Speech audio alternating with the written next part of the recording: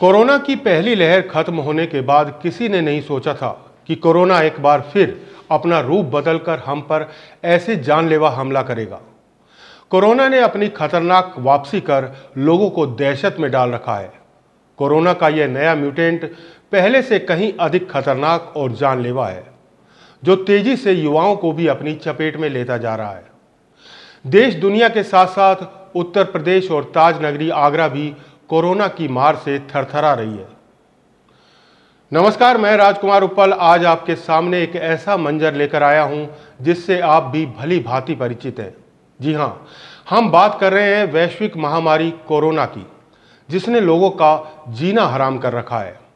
Corona की इस भयावहता को देखते हुए मुख्यमंत्री योगी आदित्यनाथ ने सभी शिक्षण संस्थानों और सार्वजनिक आयोजनों पर बंदिश के साथ साथ कई तरह की पाबंदियां भी लगा रखी हैं। तो वहीं प्रदेश में सप्ताह में शनिवार और रविवार 2 दिन का कर्फ्यू भी घोषित कर रखा है। लेकिन इसके बावजूद हर पल मरीजों और मौतों का आंकड़ा बढ़ता ही जा रहा है। आगरा में भी हर दिन बढ़ते मरीजों के आंकड़े और मौतों के सिलसिले से शहरवासी सहमे हुए हैं। सुबह सुबह न्यूज़पेपर पर नजर पड़ते ही मन आशंकित हो उठता है। हर दिन का अखबार कोरोना की दिल दहला देने वाली खबरों, शोक संदेश और उठावनी से भरा मिलता है, और कभी कभी तो उसमें कुछ अपने परिचित भी शामिल होते हैं। उसके नीचे एक संदेश और लिखा होता है, कोरोना काल में कृपया फोन पर या मैसेज से ही शोक संवेदना व्यक्त करें। तो दिल फटने लगता है।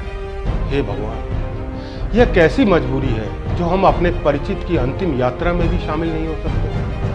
फेसबुक खोलो तो अधिकांश पोस्ट ऐसे दुखद समाचारों से भरी मिलती है जिसके नीचे कमेंट बॉक्स में ओम शांति या कोई और सांत्वना संदेश लिखना अब आम सा हो गया है। यूट्यूब पर भी ऐसी पोस्ट और वीडियो देखने को मिल रही है कि कलेजा फटने लगता है। चारों ओर हाहाकार मचा है। किसी को ऑक्सीजन नहीं मिल रही तो किसी को वेंटिलेटर की जरूरत है। कहीं अस्पताल में बेड खाली नहीं है तो किसी को अपनों के लिए रेमडेसिविर वैक्सीन चाहिए।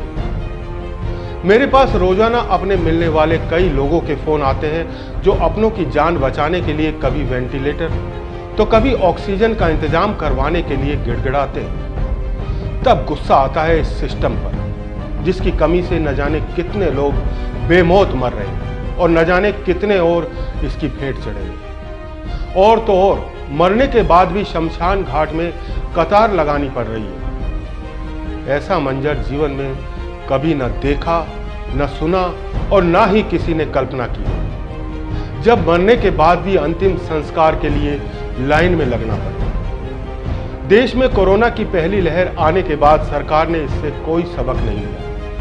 यदि पहले से कोरोना से लड़ने की मुकम्मल तैयारी कर ली गई होती तो आज लोगों को यह दिन न देखना पड़ता।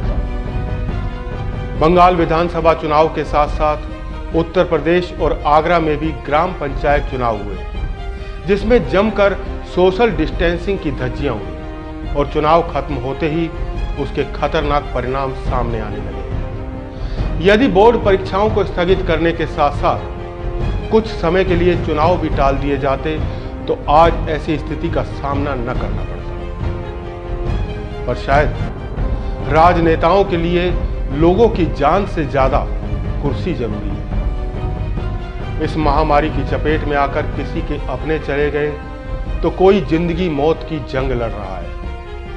कोरोना की इस लड़ाई में न जाने कितने जंग हार गए और न जाने कितने और इस महामारी की भेंट चढ़ेंगे, यह कोई नहीं जानता। आए दिन किसी न किसी प्रतिष्ठित व्यक्ति या अपने किसी पत्रकार साथी के निधन की खबर सुनकर दिल व्यथित हो उठता है।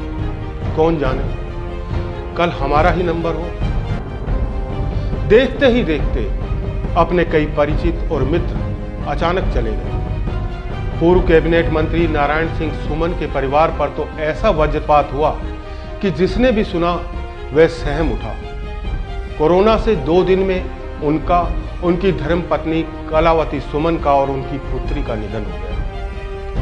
एक तरफ जहां आगरा में कोरोना से होने वाली मौतों का सिलसिला बढ़ता जा रहा है तो वहीं आगरा प्रशासन आंकड़ों की बाजीगरी कर सही आंकड़े छुपाने का प्रयास कर रहा है। आगरा प्रशासन के मुताबिक कोरोना से रोजाना 4-5 मौतें हो रही हैं, पर आगरा के शमशान घाटों और विद्युत शवदाह पर लगी मुर्दों की कतारें कोरोना से हुई भयानक तबाही का मंजर साफ बयां कर रही हैं। जहां देर रात तक शवों के अंतिम संस्कार हो रहे हैं, इतने पर भी मौत का यह सिलसिला थमने का नाम नहीं ले रहा और वक्त बढ़ने के साथ साथ खतरा और बढ़ता जा रहा है।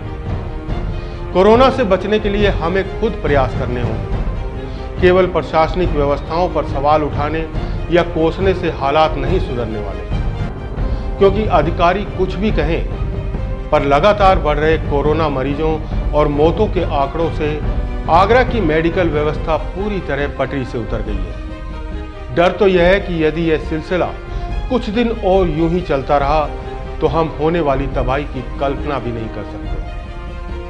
और इसके बावजूद हमने हिम्मत नहीं हारी है और जिंदगी जीने के लिए जंग जारी है। याद रखें, अपने और अपने परिवार की सुरक्षा के लिए सरकारी गाइडलाइंस का पालन करें। कोरोना के जानलेवा खतरे से बचना है तो वैक्सीन जरूर लगवाएं, मास्क लगाएं और लोगों से उचित दूरी बनाए रखें।